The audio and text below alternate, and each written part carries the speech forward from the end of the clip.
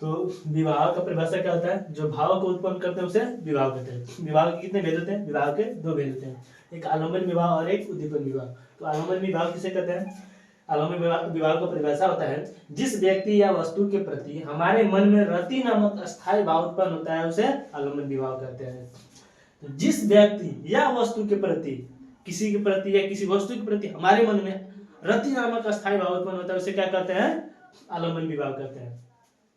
जैसे जब सुदामा श्री कृष्ण से मिलने आते हैं और उनकी दिन दशा को देखकर रो पड़ते हैं। कौन, श्री कृष्ण सुदामा के दिन दशा को देखकर रो पड़ते हैं। तो इनके प्रति रति नामक भाव जगह कि नहीं जगह, सुदामा के प्रति श्री कृष्ण के मन में रति नामक भाव जगह ना, तो यहाँ पर क्या हो गया, आलम्बन विभाव हो गया। ठीक, अगला है उद्दीपन विभाव।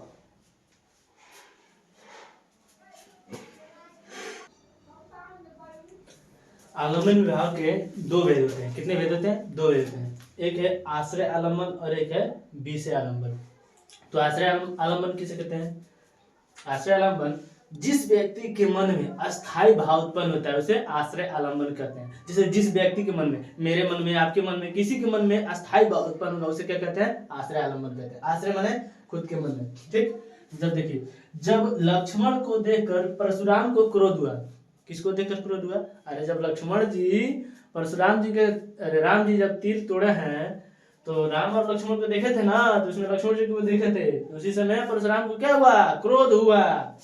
तो यही है, जब लक्ष्मण को देखकर परशुराम को क्रोध हुआ, तो किसके मन में अस्थायी भाव उत्पन्न हो रहा है, परशुराम जी के मन में। किसको देखकर, लक्ष्मण को देखकर। तो यहाँ परशुराम जी क्या हो गए, आलम्बन, आश्रय आलम्बन हो गए।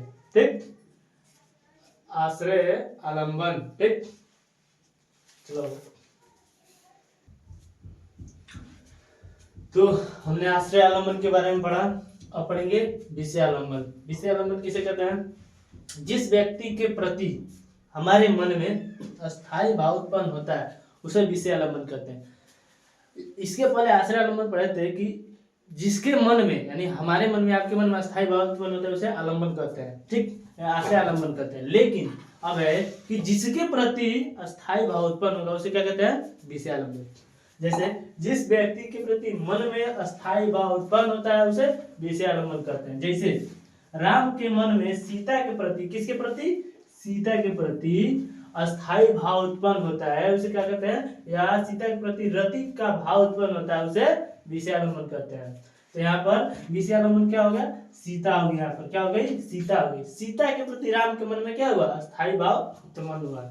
जैसे यहाँ पर लिखे हैं, जिस व्यक्ति के प्रति मन में, यानी किसके प्रति, सीता के प्रति मन में अस्थायी भाव उत्पन्न हो उसे क्या कहते हैं, विषय आलम्बन कहते हैं। लेकिन इसके पहले हम पढ़े थे आश्रय आलम्बन, यानी जिसके मन में अस्थायी भाव उत्पन्न होता है उसे क्या कहते हैं, आश्रय आलम्बन कहते हैं। तो दोनों का परिभाषा आप लोग को समझ में आ गया होगा, और चैनल को भी सब्सक्राइब करते रहिएगा। ठीक है, तो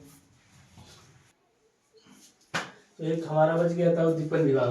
उद्दीपन विभाग का परिभाषा क्या होता है, जिससे किसी अस्थायी भाव को और तेज किया जा सके उसे क्या कहते हैं, उद्दीपन विभाग कहते हैं। ठीक, जिससे किसी अस्थायी भाव को और तेज किया जाता है उसे उद्दीपन विभाग कहते हैं। जैसे आपको और हमको डर लगता है, ठीक है, लेकिन और तेज डर लगे, जैसे मान लो कि शेर को देखकर डर लग रहा है, शेर को देखकर डर लग रहा है, अब शेर गरज रहा है तो क्या होगा, और तेज डर लगेगा।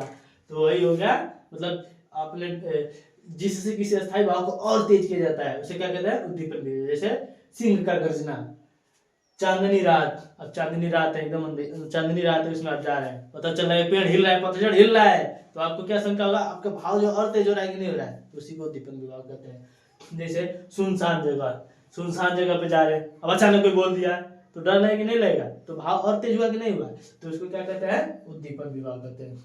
अगला है अनुभाव। ठीक, तो अनुभाव के बारे में अब इसके बाद लिखवाते हैं। पहले समझते हैं अनुभाव। अनुभाव किसे कहते हैं, आश्रय के मन में पनपे भाव को व्यक्त करने वाली शारीरिक चेष्टाएं अनुभाव कहते हैं। मतलब शारीरिक चेष्टाएं जो उत्पन्न होगी उसे क्या कहते हैं, अनुभाव कहते हैं। अनुभाव की संख्या कितनी होती है, 4 होती है, सात्विक, कायिक, वाचिक और आहार। सात्विक किसे कहते हैं, स्वतः होने वाली शारीरिक क्रिया को क्या कहते हैं, सात्विक कहते हैं।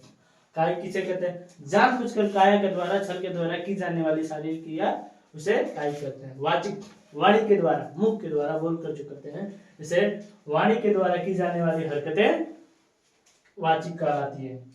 चौथा है आहार, वेशभूषा के द्वारा की जाने वाली हरकतें, जैसे जोकर अपने वेशभूषा से करता है, खेल कूद दिखाता है, तो उसे क्या कहते हैं? आहार है। वेशभूषा के द्वारा की जाने वाली हरकतें आहार कहलाती है, ठीक ना। तो ये अनुभाव, अनुभाव की संख्या कितनी थी? 4। कौन कौन से? सात्विक, कायिक, वाचिक और आहार है। आश्रय के मन में पनपे, आश्रय के मन में पनपे भाव को व्यक्त करने वाली शारीरिक चेष्टाएं अनुभाव कहलाती है। जैसे रोंगटे खड़े होना शारीरिक चेष्टा है कि नहीं? कांपना, कांपता है व्यक्ति, तो एक शारीरिक चेष्टा है कि नहीं? इसे क्या कहेंगे? अनुभाव कहेंगे, ठीक ना। तो आगे हम कल समझेंगे। धन्यवाद।